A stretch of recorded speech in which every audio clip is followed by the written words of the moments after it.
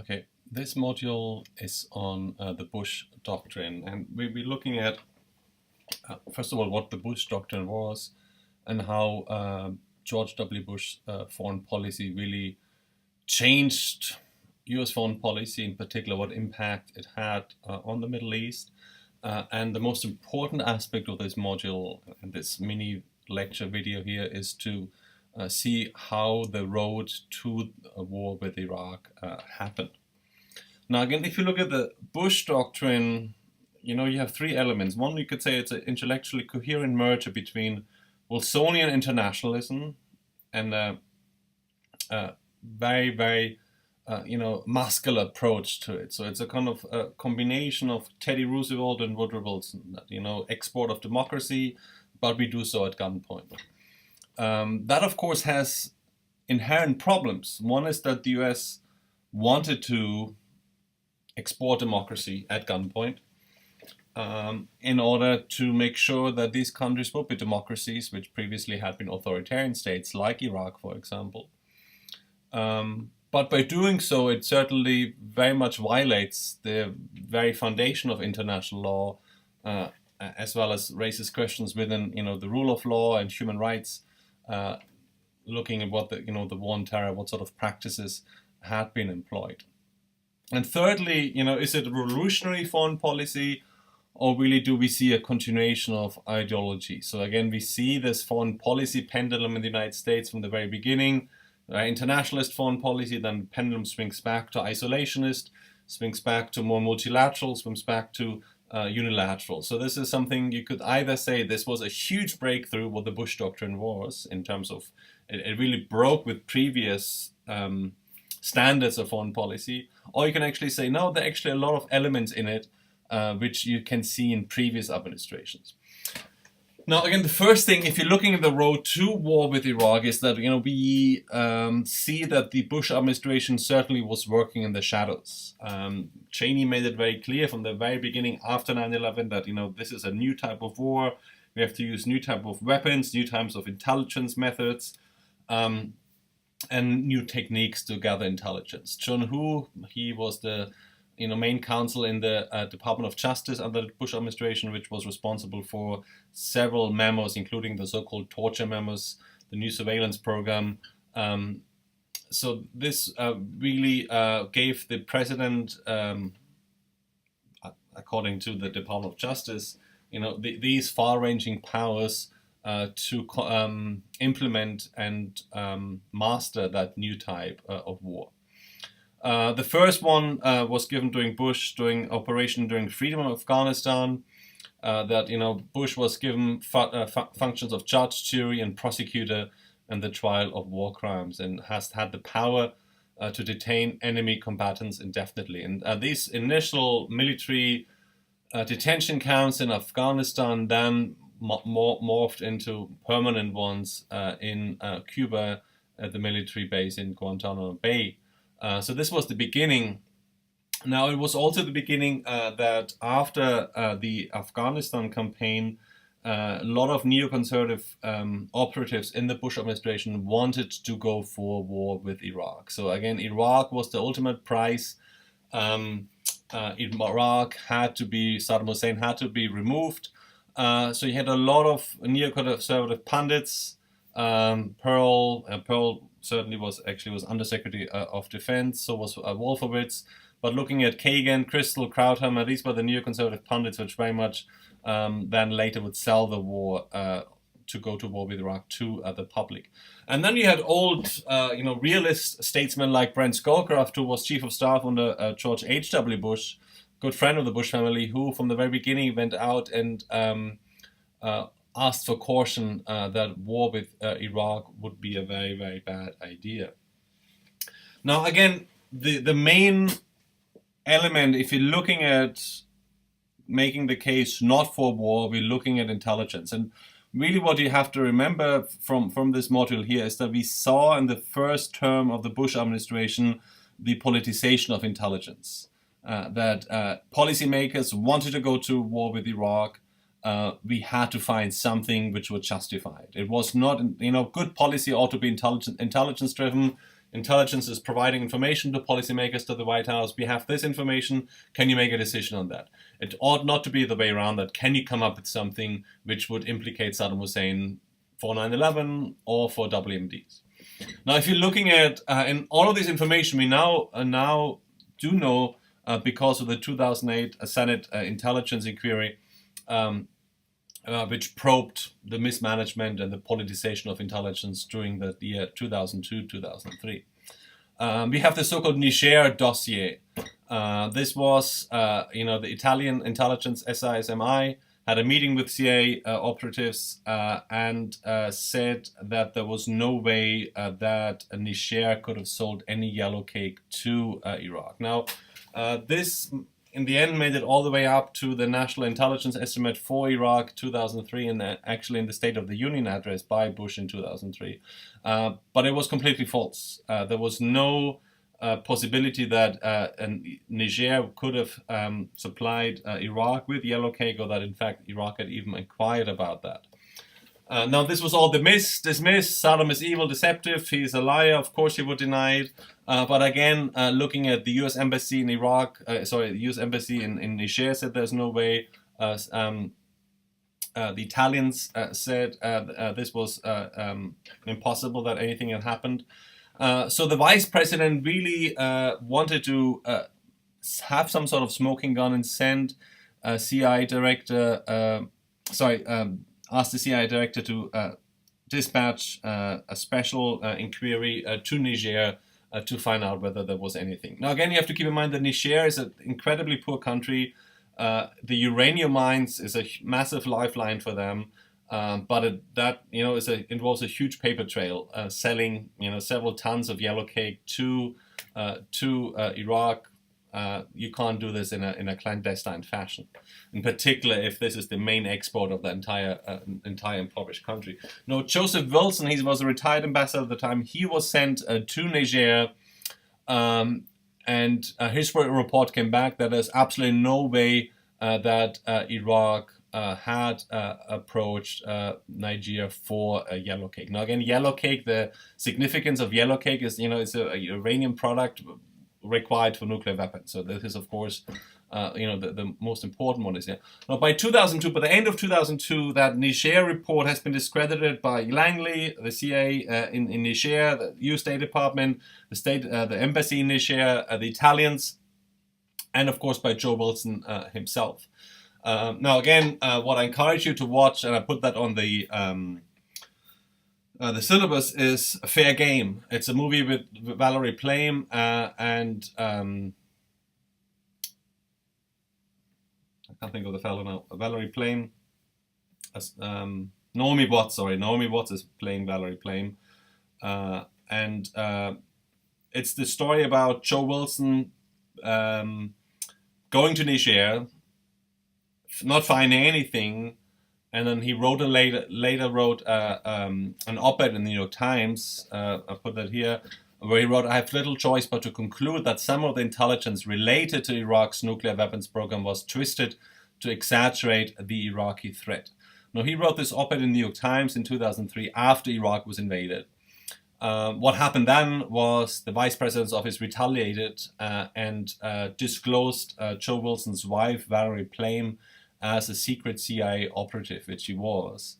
And that ruined her career, changed her story, changed the narrative to why did the US go to war, to who is Joe Wilson and who's Joe Wilson's wife. It's a very good movie. There's a good of Hollywood in there, but the structure is authentic, is correct. This is what happened. Chief of Staff under Cheney, he was sentenced, prosecuted for that, found guilty, and disbarred. He's felon in Maryland, Scooter Libby. Very good movie, and it really helps you a lot to understand the entire environment in 2002, 2003, what this module is about.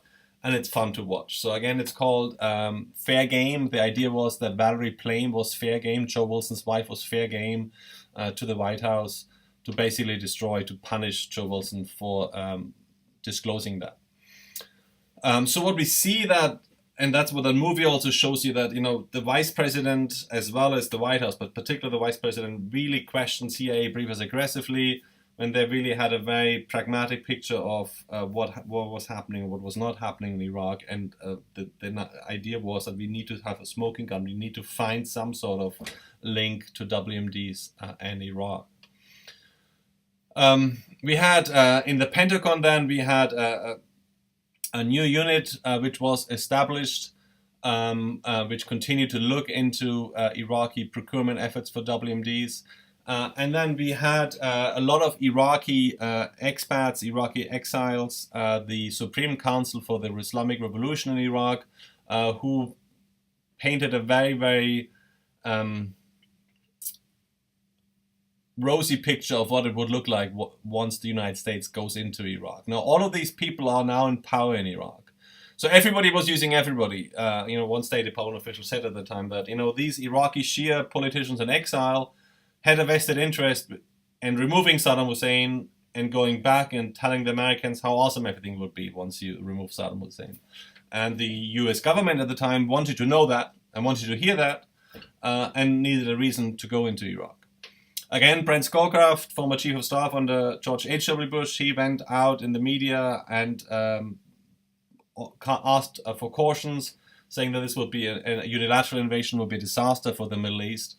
The last pragmatic realist in the Bush administration, Colin Powell, eventually bowed to pressure and said that we will be better off with a different regime, and also, jumped on the train for regime change in Iraq. We had the Office for Special Plans under Douglas Faith established in the Pentagon, which really was a parallel intelligence agencies to the CIA. And that again shows you the bureaucratic politics at the time, that the CIA really was trapped once the loyalty towards its own spooks, intelligence operatives in the field, and analysts in Langley, and the White House, pleasing the White House, staying within the very apex of power. They had one Iraqi defector, Iraqi Foreign Minister Naj Sabri, and he had said that there's no active WMD program. So they had a very high-profile defector who said there is no WMD program.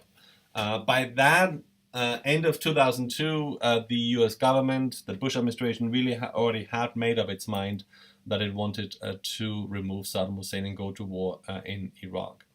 Now, again, the most important document was the National Intelligence Estimate for Iraq, the NIE for Iraq. The NIE is the collected council of all 16 U.S. intelligence agencies on any single country, thematic problem, and it's a very, very important document for a reference point for members of Congress and the White House.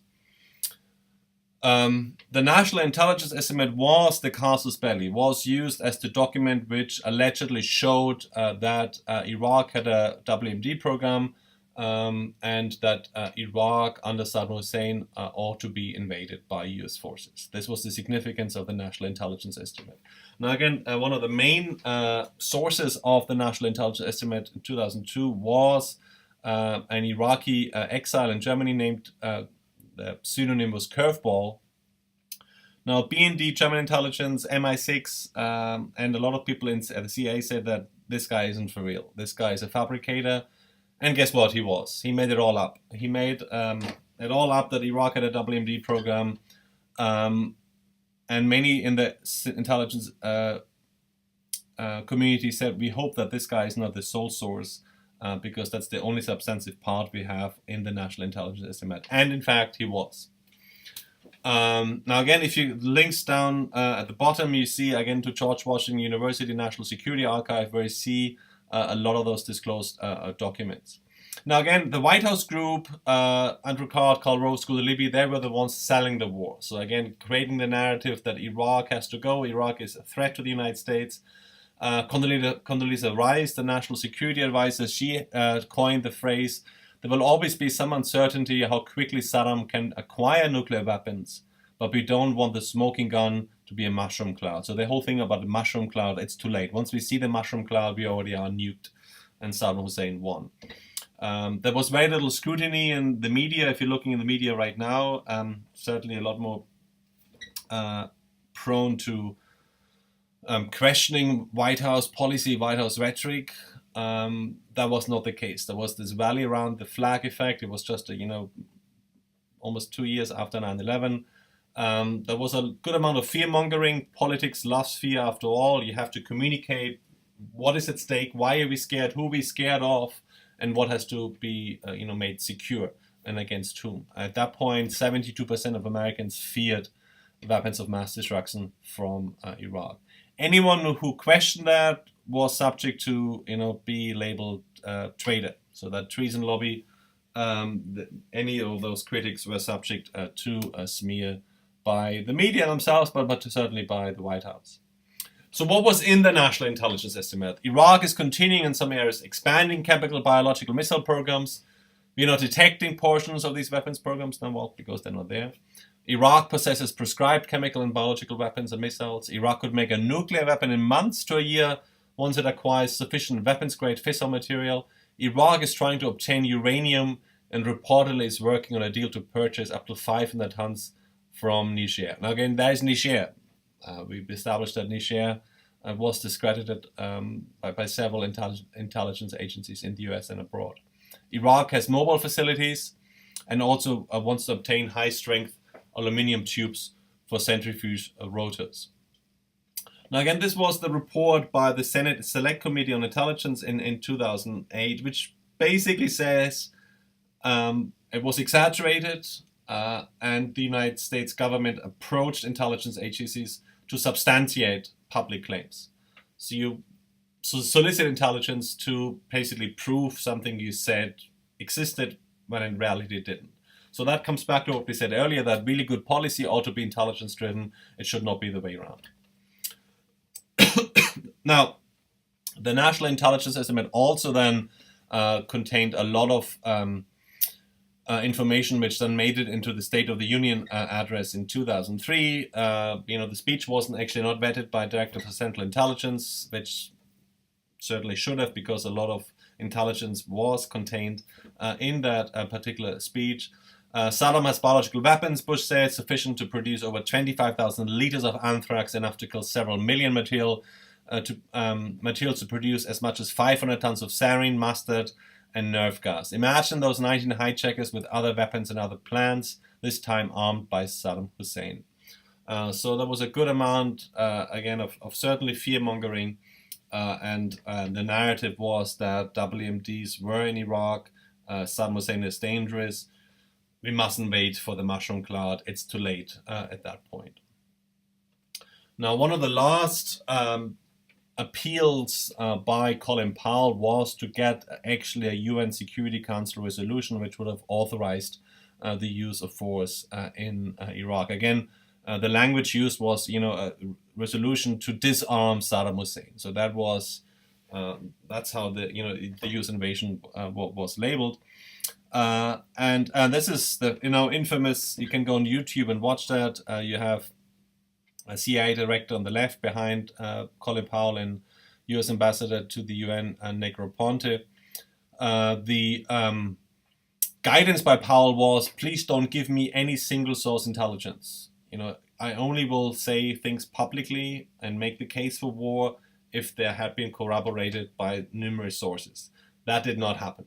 There was, lack and failure of cooperation. Colin Powell was furious later because he literally looked like a fool in the end. That infamous, UN Security Council speech. There was one DoD employee who was seconded with the CIA who actually raised concerns over the biological weapons trailer source. And he was the only US intelligence officer who actually met Curveball. Curveball, remember, there was the Iraqi exile in Germany who made up all the stuff about WMDs. He was the only, now Curveball was the main source of information in the National Intelligence Estimate, and there was only one intelligence officer seconded to the CIA who actually met Curveball, and he said, this guy isn't for real. He had, his reservations about it. Some information was correct, but most of it was overstated, misleading, or incorrect.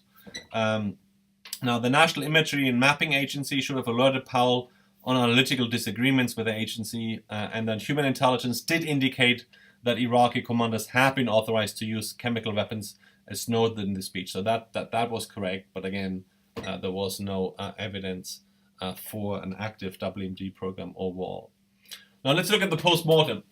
So again, with the exception of Colin Powell, the vast majority of decision makers in the Bush cabinet had very little faith in multilateralism, very little faith in sticking to multilateral agreements, and had a very much commitment to promoting America's vital interest through unilateral means.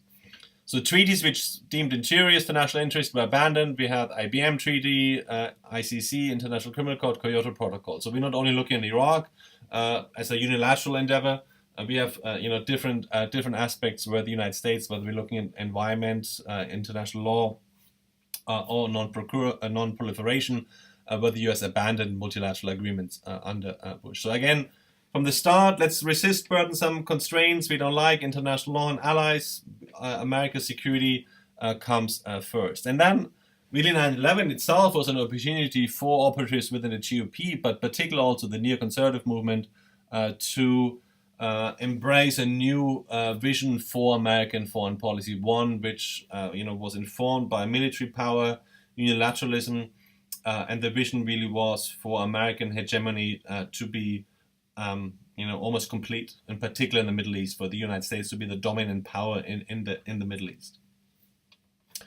Now, what is central to the Bush Doctrine? One is that party system, we've seen this incredible polarization, particularly after the Cold War, with a lot more conservative hawks who had a very distinct idea of foreign policy. The public end of the Cold War, we had very few people who were really interested in foreign affairs, international relations, US foreign policy. The US won the Cold War. Who cares what's happening outside? That certainly changed after 9/11, but that change, what happened there was that the US, had a very US public, in particular the uninformed US public, was largely informed by fear and less by reasonable scrutiny of how is foreign policy made, what is multilateralism, why are we going to war with Iraq? Is there reason? Is there proof for WMDs?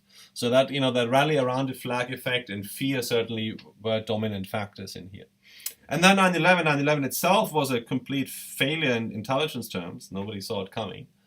And then when 9/11 happened, after 9/11 happened, there were very few thinkers, intellectuals, pundits, operatives to turn to who had ideas of what do we do now, and looking at very conservative, neoconservative think tanks, American Enterprise Institute, Washington Institute for Near East Policy, Project for the New American Century.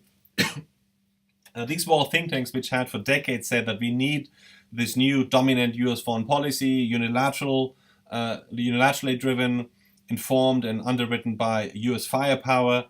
We don't need allies. We need to be the dominant player in international relations, and we ought to export democracy by force. So these were the usual suspects which have been saying this all along, and then 9/11 really became this catalyst which allowed them for their message, for their neoconservative message to be heard. Now, confronting new threats from the very beginning, Bush said this was an act of war. 9/11 was an act of war. It was not a crime. He had this us versus them division, axis of evil. Countries which actually were at war with one another or had nothing to do with one another, like Iran and North Korea, or fighting like Iran and Iraq. Russia, China, Israel, these were all countries which jumped on the bandwagon that all of a sudden they no longer had conflicts. All of a sudden they also were part of the global war on terror. So a lot of these conflicts, looking at between Israelis and Palestinians, looking at Russia and Chechnya, they were recast as we are the good guys, we're fighting the bad guys. The idea, the balance of power that favors freedom was the ultimate solution to growth of global terrorism. So again, we have this sort of Wilsonian ends, promotion of democracy, were married to hard-headed realist means to yield idealism without illusion. So it was a really departure from his dad, who was, a true realist, George H.W. Bush. And preventive war was used for the first time. And that was a big deal. Preventive war is, there's a distinction between preventive war and preemptive war. Preventive war is you go into a country and take out a regime or destroy a regime or invade a country because of what sort of threat that country may pose in future. A preemptive strike, preemptive war is you have cutting edge intelligence that within the next 40 minutes they're going to attack you. And that would be a preemptive attack, and we take them out. That's what Israel did in 1967 with the Syrians and the Egyptians. Preventive war is something at some distant future. So again, that alleged WMD program could at some point in future pose a threat to the United States. So that's why we are destroying it. That's why we're removing Saddam Hussein. Overall, neoconservative ideology, need for US to preserve and enhance its global military preeminence as the surest route to maintain primacy and hegemony. That was the ultimate, goal of neoconservative, operatives and also of neoconservatives who actually were in the government, looking at Donald Rumsfeld, Secretary of Defense, Cheney, Undersecretary of Defense, Wolfowitz. These were all, neoconservatives which had been favoring that type of international environment and, U.S. Dominance for some time. And of course, had critics both on the left and right. So there were conservative critics as much as liberal critics in Congress and elsewhere that they were very uneasy with this one-size-fits-all approach. A lot of other countries were uneasy about invading a country. When do we do that? What is the standards? Is it terrorism? Is it WMDs? Human rights violations? Genocide? So a lot of countries in the global south, particularly looking at also China and Russia, big powers, they were very uneasy about the United States now all of a sudden being trigger happy and going to war with other countries for no obvious reasons. And then that embrace of American preeminence was deemed problematic. Looking at Joseph Nye, Harvard international relations scholar, talked about imperial overstretch, of course, and then this very risky, adventurous policy that utilizes military forces instrument of first choice for a wide range of policy challenges, and that really became that one-size-fits-all mentality under the Bush administration, particularly the first term. The military force and the military itself really was in charge of diplomacy and foreign policy, both formulation and implementation. And the State Department really was eclipsed. It was the DoD, Pentagon, and CIA too, but largely the DoD, which had eclipsed the State Department. Now, what are the legacies? One, of course, failure to discover WMDs. Looking at these charges and evidence of politicized intelligence. That came at a great cost for George W. Bush, and that also led to the Reformation, intelligence reform in the second term. Now again, if a country, particularly as powerful as the United States, engages in war, that is always also meant to show off. What do you have? What sort of new toys do you have? What sort of new tactics? New technology? Russia has been doing that in 2016 and 2017 with intervention in Syria. The last one was in Chechnya, and everybody saw the Russians have a lot of new technology. The Russians are, tactics have changed. Russian firepower is a lot more than it was a couple of years ago. That is the same in the United States, that, the United States showed that U.S. firepower is unmatched. It's not only Iraq in 2003, also Libya in 2011. Now again, that gives incentive for free riders, meaning that, well, the U.S. can do it, the U.S. will do it on its own. We can rely on the United States. And that, of course, also looking at Iran and North Korea, countries which might acquire WMDs, which is not the case now. Iran, very unlikely after the Iran deal, but North Korea, certainly everybody's leaving North Korea alone. Nobody's messing with North Korea because of the nuclear weapons. So again, the irony here is that the very preponderance of U.S. firepower might actually provide an incentive to challenge and acquire WMDs on nuclear weapons on their own.